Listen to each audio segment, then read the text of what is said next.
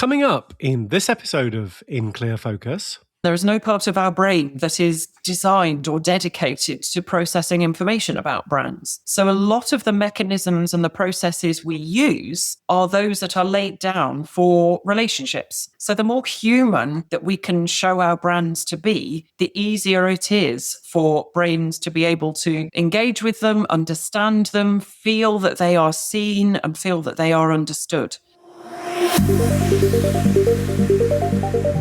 You're listening to In Clear Focus, fresh perspectives on marketing and advertising, produced weekly by Bigeye, the strategy-led full-service creative agency growing brands for clients globally. Hello, I'm your host, Adrian Tennant, Bigeye's Chief Strategy Officer. Thank you for joining us. Marketers and research teams have a well-established toolkit for understanding consumers. Quantitative surveys for scale, and qualitative focus groups and in-depth interviews for nuance. But these primary research methods share a limitation. They can only capture what the customer is consciously aware of, which is why they're known as self-reports. But what about the parts of the consumer decision-making process that happen non-consciously, in ways customers themselves can't easily access? Our guest today has spent more than 15 years at the intersection of neuroscience, psychology, and marketing, translating what the brain actually does into information marketers can use. Katie Hart is an international speaker, trainer, and researcher. She holds a master's in applied neuroscience from King's College London, is a fellow of the Chartered Institute of Marketing, and serves as customer insights tutor at Cambridge Marketing College. Through her consultancy, Katie Hart Limited, she's delivered neuromarketing research and training for international brands, including Honda and Dove. Katie's new book, published by Kogan Page, is Neuromarketing, Practical Insights for Improving Customer Engagement. The Bigeye Book Club selection for June, Katie's book translates academic neuroscience into a practical playbook for marketers who want work grounded in how people actually think, feel, and decide. To discuss how neuroscience is reshaping the way brand marketers approach consumer behavior and what those insights mean in practice, I'm delighted that Katie is joining us today from Cambridge in the UK. Katie, welcome to In Clear Focus. Thank you very much. It's lovely to be here. Well, first of all, congratulations on the publication of Neuromarketing. What prompted you to write this book now? Great question. In a way, there is never a completely right time to write a book on neuroscience because there is always so much that we are learning. It's very much an ongoing journey. However, I think what tipped things for me is the emphasis within the marketing profession at the moment on what feels very automated. We're looking at AI, we're looking at algorithms, and to me, we were losing sight of the human element. And that's something I'm really passionate about, is reminding marketing professionals that ultimately the other side of the content, the campaigns that they are creating, there is a human brain. So really, that's what motivated me to release the book now. One of the central insights in your book is that around 95% of what drives a purchase decision happens below consumers' conscious awareness. When marketers first hear that figure, many push back hard. Why is that idea just so difficult for us to absorb? I don't think it's just marketers. I think it's all of us.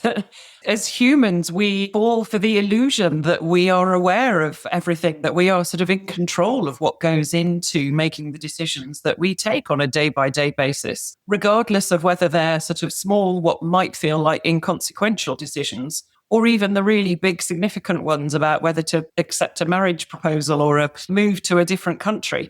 It's hard for us all. And I think particularly within marketing, many of us over the years have been taught it's really important for us to understand our customers and to ask our customers what they want and to capture feedback from our customers. So perhaps for us, there is that additional level that has been sort of drilled into us over the years of really working closely with our customers and taking what they tell us at face value, taking that as being the true situation. So when we start to challenge that, it becomes much less comfortable for all of us. If most of what drives consumer choice is happening below the conscious threshold, then a great deal of conventional market research, such as surveys, focus groups, and stated preference work, could be asking people about the wrong things in the wrong kinds of ways. So, Katie, where does that leave the method most marketers still rely on every day? It still has value, definitely. And when I'm working with organizations, I still encourage them to actively do that. Lots of reasons. I think, firstly, it's important to customers to feel that they are being listened to. So it is nice to get that interaction and that two-way communication. But what I always recommend is that people focus on what the customers can be relied on to report accurately. So if they're describing circumstances or situations, if they're reporting frequency with which they undertake behaviors, they can be much more reliable. The other point is that actually listening to how they articulate the situations is really critical. And that gives us a rich pool of information in terms of the phrasing and the language and the descriptors that they use, which we can then tap into for our own content. So there's still lots of reasons to go out there and do that. But where it becomes less reliable is when we start asking them things like why they do something, how they feel about something, and notoriously what they will do. So will they buy brand A or brand B? We've known for years that we are notoriously unreliable at being able to report what our future behaviors will actually be. So it's just playing to where those existing market research techniques have strengths, and then recognizing the areas where that reliability starts to drop off a cliff. Physiological research tools such as electroencephalography, eye tracking, and galvanic skin response used to sit firmly inside specialist research labs. A decade ago, to capture research participants' non-conscious biometrics, I was using hardware and software that required very careful setup and calibration. And the training on how to set up and use the tools, and of course interpret the results, was non-trivial.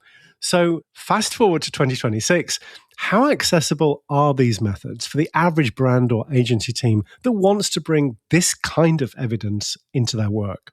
Things have definitely improved since you and I first started using these techniques and these fabulous resources. And I think one of the biggest factors is that the resources are now much more portable. So typically when we first started using EEG, we had to bring somebody into a laboratory environment and they were wearing the equivalent of sort of swimming hats, which had huge trunks of wiring that connected them to a machine. It's no longer like that. So we do actually have the opportunity to go out and to take the equipment out. But you're right, it isn't appropriate for everybody to be trying to do that. So although things have improved, I still think it needs careful consideration.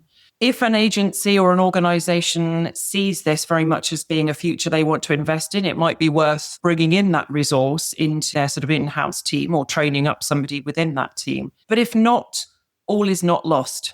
So there are things that we can do that will improve on their existing offering. It will improve the accuracy of what they're currently producing, accepting it won't be as great as having somebody do the work for themselves. So there are AI solutions which can help, particularly things like eye tracking. They've got quite good at mapping out. And of course, the other fabulous thing is that over the years, there has been a growing mass of knowledge and understanding and data and research that is very much shared within the industry. So again, it may not be directly relevant to their particular creative, to their particular strategies, but they can still learn what has worked, what has been discovered from other neuromarketing research, and perhaps try A/B testing or something to really bring those nuances into effect with their own work. So it's improving. Yes, it's not universally accessible yet. As regular listeners know, we love case studies on In Clear Focus. So, Katie, could you walk us through some client work where applying neuroscience principles produced a measurably different commercial outcome than a conventional approach would have? Yeah, with great pleasure. The first was one where we were looking at repositioning a brand. Now, this was a brand that had been purchased by a company because the brand was struggling. It wasn't really viable in its current format, and they were a competitor. So the company decided to acquire them and bring them in. And what they wanted to do was understand which parts of the brand they could play with, which parts were okay to be adapted, manipulated a bit to make it a more viable prospect. And which parts of the brand the existing customer base felt very attached to, because it did have a fabulously loyal customer base. We did some work exploring the brand and people's reaction and relationship with the brand. And then we started to turn that into looking at different fonts, different taglines they could use, different color palettes even. And so when the brand was relaunched, we got real confidence in the position that we were taking forwards for them. And in that particular instance, the day that their brand was launched, they opened their new season and they had the biggest sale record that they had achieved in the 43-year history of the company. So that was phenomenal. That was a lovely example of how we were able to extract different elements of a particular brand and really optimize those. The second example that just shows a completely different direction was one I worked on a couple of years ago, and it was exploring the issue of encouraging people back into the workplace having worked remotely. We were wanting to interview people about what is essentially quite a sensitive topic. And we were aware that there may be biases. We all have preferences for whether we like working from home, in our pajamas or whatever we might be doing, or actually whether we like the stimulation and we like the opportunity to come into the office. So bringing EEG research into that was fabulous. And what we actually did was conducted interviews with people whilst they were wearing the EEG headsets. So we've got two sets of data. We've got what they were overtly reporting and what we were picking up physiologically. And as happens so often, we end up with very different results. And we know that the physiological response is the one that gives us the more accurate predictor of human behavior. But what was really interesting for me was through the physiological responses, we picked up on a really significant, impactful factor, which was never mentioned in any of the conversations, in any of the discussions. It took a completely different turn and a completely different direction in terms of what people felt about being in the office. And so it just literally opened up a whole new dimension for the owners of that research, which would never have materialized if we hadn't been able to use the physiological neuroscience techniques. It's fascinating, isn't it? I'm biased, but I love it. Katie, your book makes the point that humans process images far faster than text, something like 77 images per second versus around 4 words per second. What does that asymmetry mean in practical terms for how brand marketers should think about the balance between visual and verbal in their creative? I think this is probably touching on something that most of us know at a fundamental level, but then almost choose to forget. I think any of us that have had young children or been around people who are learning to read know how hard it is. And that's simply because parts of our brain are having to be effectively recycled, repurposed, if you like, because reading is not something that is natural within our brains. So it is something that our brain finds draining and very, very much like hard work. So if at all possible, the brain chooses not to do it. And certainly when it comes to capturing information, it will prioritize visual information first. Because it's easy, because we do have areas of our brain that are dedicated to very quickly making sense of our visual environment around us. So for marketers, I think very often we get caught up in the copywriting, and I'm not dismissing that. It's a fabulous skill and we all need to have it. But in order to get that copy read, we very often want to work hard in terms of selecting appropriate imagery to capture the attention of our audience. If we think about it, the environment that we're all in these days is so busy, it's so complex that to stand out in that environment, our brain is noticing things all the time around us, left, right, and center. And if we want to be the thing that gets noticed, then we've got to play to the sort of natural strengths. And therefore, wording is rarely the most effective way of doing that. So it really is about tuning in and prioritizing the images we use. And I know other sites are available, but trying to break out of the habit where we put lots of effort and attention into the copywriting and then go on to Shutterstock or Vecteezy or somewhere and grab an image at the last minute that looks about right. That'll do. No. Absolutely. Please select them with much more intentionality. And particularly if you've got human faces that are going to be used in those images, because we are incredibly adept at reading faces and facial expressions. And that one image can do a lot of good if we're lucky, or if we're clever about it. Unfortunately, it can just as easily do damage for us and our brands. Are there specific elements that consistently outperform what most brands are currently doing?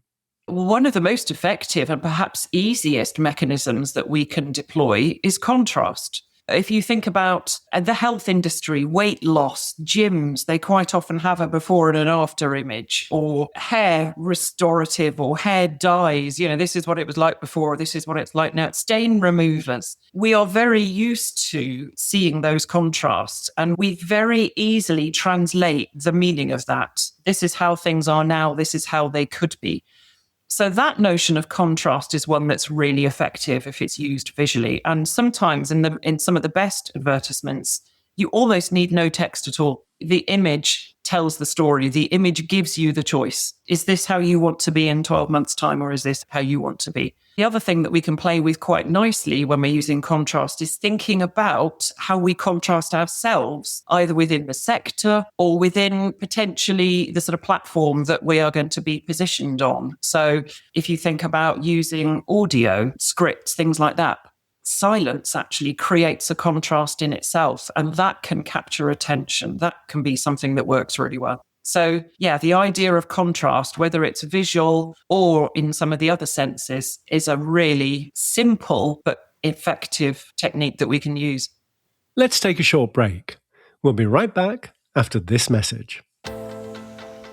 Hello, I'm Katie Hart, author of Neuromarketing, Practical Insights for Improving Customer Engagement, published by Kogan Page. I've spent more than 15 years bringing neuroscience and psychology into marketing practice. In my book, I translate academic neuroscience into clear, actionable tools, covering attention, emotion, memory, and decision-making, alongside practical chapters on how each of the senses can be used to strengthen brand recall and shape consumer choice. You'll learn how to apply evidence-based techniques that improve engagement, optimize creative, and elevate your professional impact, drawing on original research I've conducted with leading brands. You can save 25% on neuromarketing when you order directly from koganpage.com. Just enter the exclusive promo code BIGEYE25 at checkout. Shipping is always complimentary for customers in the US and the UK.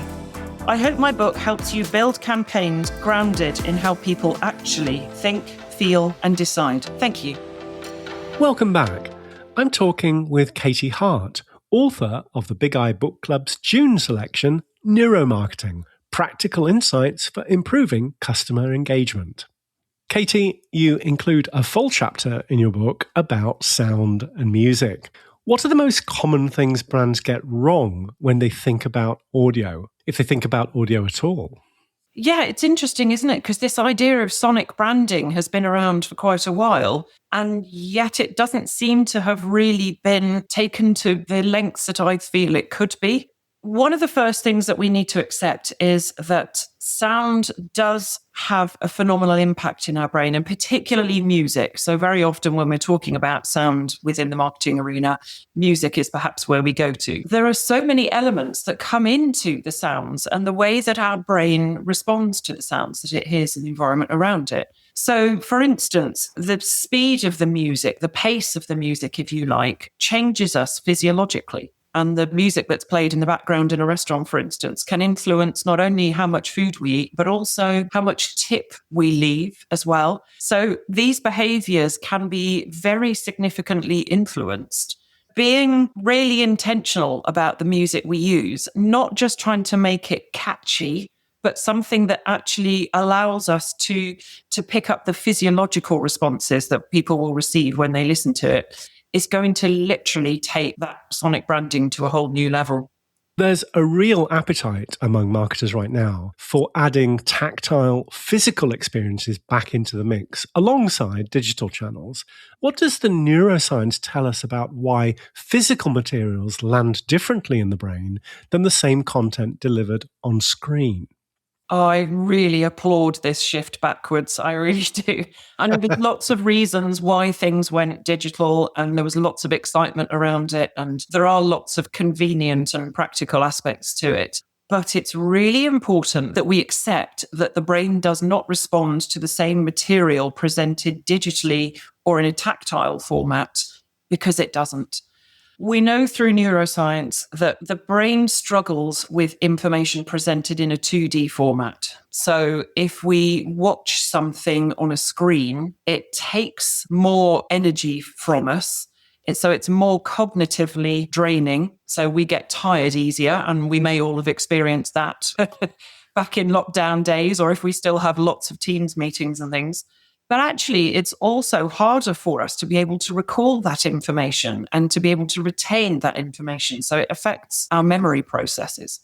The sort of core of this is the fact that when we look at something that is close to us, our eyes focus on something that is close to us. The angle of our eyes changes from when we are focusing on something which is away on the horizon and a long distance off. And actually, the angle of our eyes, the muscles that control that focus, sends a message to our brain. And when things are close to us, for a lot of our evolutionary past, that has meant we've needed to sort of be hypervigilant, I suppose, because whatever it is that we're seeing, it's immediate, it's urgent, it's in close proximity to us. Whereas something that's on the horizon a long way away is much more calm for us to consider and to process. So essentially, when we're looking at things in 2 dimensions on screens a lot, we are in this permanent, hypervigilant, sensitive state, dare I say, stressed state, before we even go into what we might be reading or watching or what the particular nature of the content is. So there's lots of processes which get detrimentally affected within the brain because we are in what we perceive as being a sort of state of stress or perceived threat. Each of those affects us and how we interpret and how we engage with that digital content. Whereas the more tactile senses are really what we've relied on for most of our evolutionary past. Again, if you look at babies and children, they learn about their world by exploring it, by interacting with it, by putting it in their mouth, experimenting with it. And that is a lot of what we are still hardwired to do. So it's not natural for us to engage with information in the same way. One of your most disruptive ideas in the book, particularly for senior marketers whose careers have been built on segmentation and persona work, is that traditional approaches to understanding our audiences may need a fundamental rethink. You introduce a framework around 3 base fears: security, status, and strength. Katie, how does your framework change the way strategists should approach the way we define audiences? I think I love the way you refer to it as being disruptive. That's not necessarily my intention, but it's about making sure that we are really drilling down as much as we can. I think very often when we look at the segments we create, the personas we develop, we've already evolved from being very sort of based in the demographics, and we've comfortably moved on from that now. So we've become more involved in the sort of psychographic or the behavioral segments. But neuroscience allows us, again, to evolve that and take it on to another level. So we're no longer relying on what people tell us that they want or what they need, but we are drilling right down into what the sort of fundamental part of their brain is motivated by.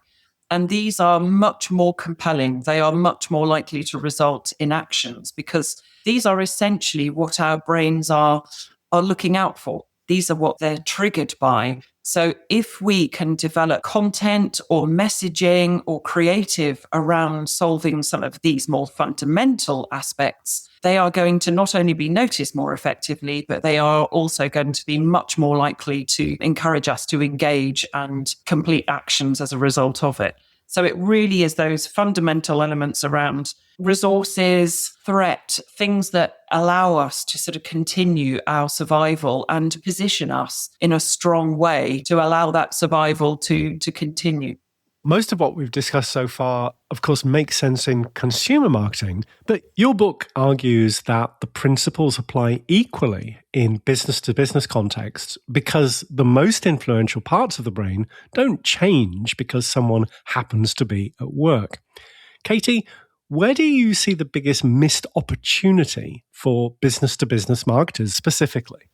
I think it's probably the area of personality. A lot of consumer brands are playing really nicely with their sort of brand personality, and they convey that in some very effective ways. But business to business marketing seems to either be playing it safe or almost feeling as if we don't need personality when we're making business to business decisions. And that is absolutely not the case. Bringing the personality element allows us to demonstrate a lot more about our brand and what we stand for and what's important to us. And that matters because, again, there is no part of our brain that is designed or dedicated to processing information about brands. So a lot of the mechanisms and the processes we use are those that are laid down for relationships. And usually those are human interactions that we're dealing with. So the more human that we can show our brands to be, the easier it is for brains to be able to engage with them, understand them, feel that they are seen and feel that they are understood. It might feel a bit risky, and some industries may be more ready for this than others, but bringing personality through in the use of storytelling and emotions and sensual language, things like that, are a really rich opportunity that we're just not seeing within business-to-business marketing. In the final chapter of Neuromarketing, you offer readers a 14-point implementation checklist. If a marketer reads the whole book and wants to put just one thing into practice on Monday morning, what's the single most significant change they can make? It might sound very simple, but I think the single most fundamental shift is putting your customer at the center of what you do. So positioning things from their perspective, whether that's the text that we use, writing it so that we're referencing you a lot more than we're talking about us and ourselves and our organization. But also in the imagery we use. It's a great device. It's a great kind of hack that we can use. We're actually taking the imagery from the customer's perspective. So for instance, if we're selling a bike, a pedal bike, for instance, instead of using imagery which takes that photograph from the side, which is the sort of conventional way of a bike leaning up against a wall, actually using imagery, which is almost the kind of GoPro version of it. So someone's hands on handlebars as they're going down a mountain trail or something. That is the way the customer wants to experience being on that bike. That is going to be much more compelling. All the way through, put your customer right at the heart of the images, the selections that you make, and the sort of language that you use too. This is where you can pick up on the phrasing and the language which comes out of those interviews that we were talking about earlier on. Your book references the influence of subtle environmental factors such as the warmth of a drink someone is holding or the scent in a room on how we evaluate the people and choices before us. For brand experience and retail teams, what's an example of a small environmental cue with disproportionate effect? There are all sorts of really fabulous examples of these, and they range from casinos in Las Vegas, which did some work with scent and smell and hit upon things by accident because they were originally just trying to mask the smell of sort of tobacco and presumably bodies that have been sitting in that environment for a number of hours under quite strenuous circumstances. So they played with pumping different smells into the casino environment and found that they could actually get people to play with significantly higher amounts of money. They would literally put, sort of 10% more into the slot machines, for instance, just by the shift of the smell. But for me, probably the biggest area is color. And there have been some fabulous examples, again, of where color is used to manage people's experience. And that can be to help them to navigate around a store. It can be to hold people in one place and move them on. There are also examples of where colour has been used in very different environments from retail. So in a subway situation, just changing the lighting from a normal fluorescent lighting to one which has more blue hues in it, reduce suicide rates. So it can literally be life and death. And there's all sorts of examples about the colour pink being used in prison environments as well to reduce the aggression of offenders. So we're not just talking about small impacts. Actually, if we use colour intentionally, we can not only manage people's behaviours, but also their physiological state. So how they feel, how they experience things when they're in that environment. So there's so much potential for us to play with. Katie, you've taught neuromarketing to audiences ranging from major corporations to micro businesses, plus the charity sector and even prison education programs. What's something you've learned about how this material lands with very different audiences? I think the beautiful thing and the thing that I feel inspired by almost on a daily basis is how excited we are to learn this sort of neuroscience content. Part of that is because we are also learning about ourselves. And in my experience, very often it tips over into learning about our partners and our children and explaining why they behave the way they do or why they frustrate us in the way that they do. There is a natural curiosity to us wanting to understand ourselves better. And neuroscience gives us a fabulous chance to do that. And it's a relatively new opportunity. So for too long, neuroscience has really struggled to be able to give us the level of insights that we can now access. But as a result of advancements in technology, we can not only learn that about ourselves, but critically, we can make some huge insights into understanding our audiences, what motivates them, what their challenges are, how they feel, how they perceive things. And so there is a real wealth of information out there. And what I love is across all those different environments, people are curious, they're hungry, they're excited to see what they can learn and to really be able to take that away and use it to leverage greater results. Great conversation. Katie, if listeners would like to learn more about you, your work, or of course your book, Neuromarketing, what's the best way of doing so? Probably through my website, which is katiehart.co.uk, or I'm also at NeuroKatieHart on both Instagram and TikTok. And a reminder that In Clear Focus listeners can save 25% on neuromarketing when you order directly from koganpage.com using the promo code BIGEYE25 at checkout. Katie, thank you very much for being our guest this week on In Clear Focus. My pleasure. It's been lovely to talk to you. Thanks again to my guest this week, Katie Hart, author of Neuromarketing, Practical Insights for Improving Customer Engagement. As always, you'll find a complete transcript of our conversation with timestamps and links to the resources we discussed on the In Clear Focus page at bigeyeagency.com. Thank you for listening to In Clear Focus, produced by Bigeye. I've been your host, Adrian Tennant. Until next week, goodbye.